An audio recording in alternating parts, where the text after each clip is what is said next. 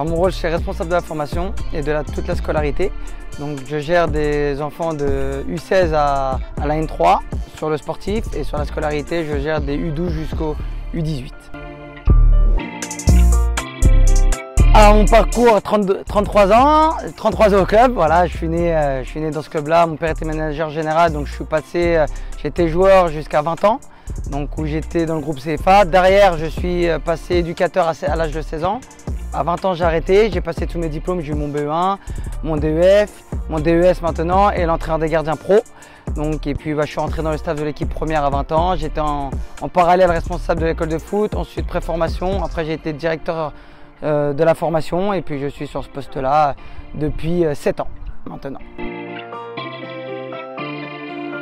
Alors, le rôle auprès des jeunes, c'est surtout un rôle de grand frère, parce que voilà, aujourd'hui il faut savoir les gérer, parce qu'on n'est pas un club encore professionnel, on est semi-pro, donc il faut savoir leur donner un équilibre sur la scolarité, sur le sportif et puis surtout sur le familial, parce que voilà, il faut que les trois éléments soient bons pour pouvoir que le jeune progresse. Alors les gens du club, les jeunes viennent la plupart de l'agglo rouennaise.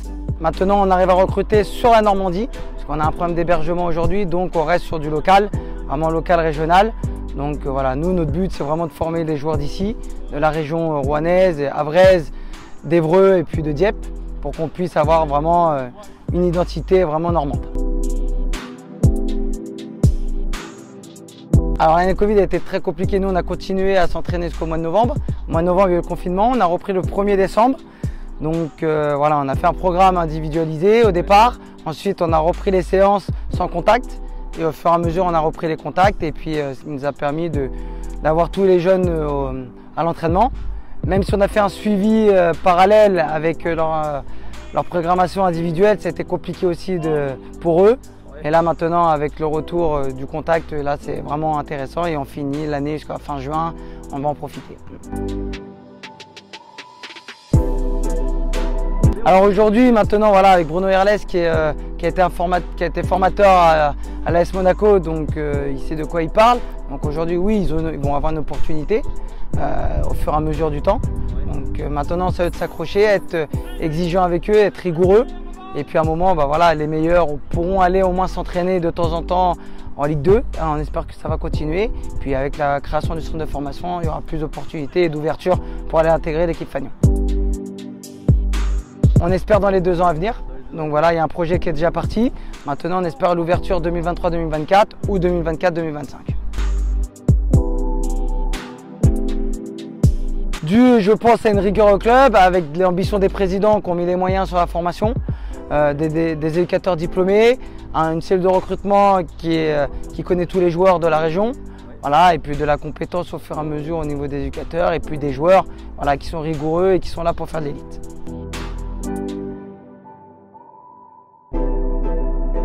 Ça, je pense que c'est dû à une cohésion, à une équipe solidaire. Voilà, moi je sais de quoi je parle parce que je l'ai vécu cette épopée. Voilà, c'était une bande de copains, un staff solidaire, un staff et des joueurs avec une super relation. Donc, ce qui nous a permis d'aller gagner des matchs même à l'arrache. Donc voilà, ça, il n'y a pas de recette miracle, hein. C'est vraiment l'état d'esprit et puis tout donner sur un terrain. Aujourd'hui, il me considère comme un ancien parce que voilà, ça fait 33 ans que je suis au club, mais il me considère comme le grand frère, comme le directeur de la formation. Donc voilà, j'ai beaucoup de respect. Ils ont beaucoup de respect aussi par rapport à moi. Voilà, ils savent que je suis quand même une icône du club parce que ça fait X temps, mon père y était. Donc aujourd'hui, voilà, ils me respectent. Je peux leur dire ce que moi, je peux leur dire ce que je pense vraiment. Mais à un moment, voilà, il faut savoir jouer le rôle de grand frère, de méchant et de copain.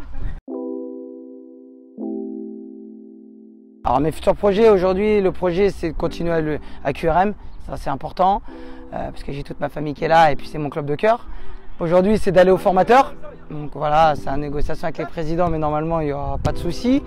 Donc aller au formateur, après pourquoi pas évoluer sous la houlette d'Alain Watley qui me forme pour prendre ce centre de formation et pourquoi pas après repasser les diplômes, pourquoi pas aller au DEPF, être directeur sportif. Voilà, on ne s'arrête pas, il n'y a pas de limite, mais aujourd'hui la priorité c'est d'aller au formateur. De la rigueur, ne pas vendre du rêve, ça c'est important. du travail, voilà, et puis de la compétence. Ça pour moi c'est primordial. Merci à vous d'être venus. Merci.